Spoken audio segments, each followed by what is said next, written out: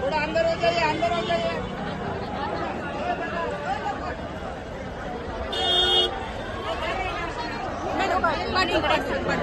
Please नको पकड. हा ठीक आहे, पण चला बस झालं. कारण गर्दी वाढते. एक आलं की दोन येतात. त्यांना बाहेर नाही काढत ते नागरिक ह्या कबूतरखान्याच्या या ठिकाणी पोहोचले आणि ताडपत्री काढण्याचा प्रयत्न केलेला आहे आणि कबुतरांना खायला देखील चणे जे आहेत ते खायला घालताना पाहायला मिळत आहे. मोठा पोलीस फौजफाटा सकाळपासूनच या ठिकाणी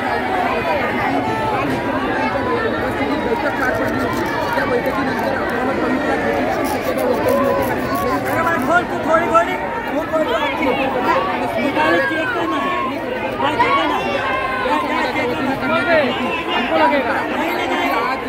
थोड्या वेळापूर्वी जे आहे त्या सर्व नागरिकांनी पूर्णपणे जो झाकला होता तो तोडण्याचा प्रयत्न जो आहे तो यांच्या वतीने करण्यात आल्याचा पाहायला मिळतंय. मोठ्या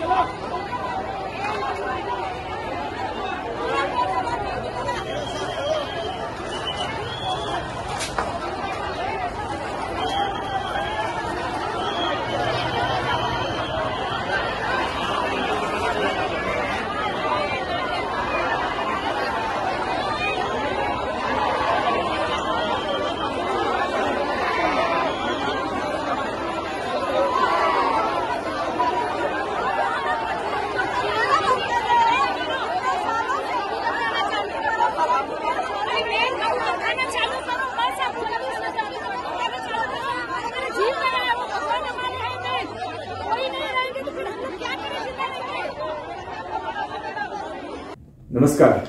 आज सकाळी जी दादर कबूतरखाना जी घटना झाली ते मनाने व्यथित करणारी आहे. काल महाराष्ट्राचे मुख्यमंत्री माननीय श्री देवेंद्र फडणवीसजीने मोठी मीटिंग घेऊन सर्वांचे ऐकून योग्य मार्गदर्शन केला होता. त्याचे अंमलबजावणीसाठी आपण प्रयत्नशील होते. मध्ये हा घटना अत्यंत दुःखदायी आहे. मी सर्वांना विनंती करतो आता थांबावा. जे कानून हात में लेऊ नये. जे आपण काल निर्णय घेतला ते निर्णय आपण योग्य रीतीने कसा इम्प्लिमेंट करू शकतो. लोकांना जीवनात पण धोका नाही आणि कबूतर पण मरायचा नाही. ह्याचा जे मध्यमार्ग काल काढला गेला होता त्याने बरोबर सर्वांनी राहायला पाहिजे. हा आपला जे काही हे लोक करत आहे त्याने माझी व्यक्तिगत विनंती आहे की यापेक्षा जास्त कोणी तुमच्यासाठी चांगला करू शकत नव्हते. ते काल माननीय मुख्यमंत्र्यांनी निर्देश दिले. धन्यवाद.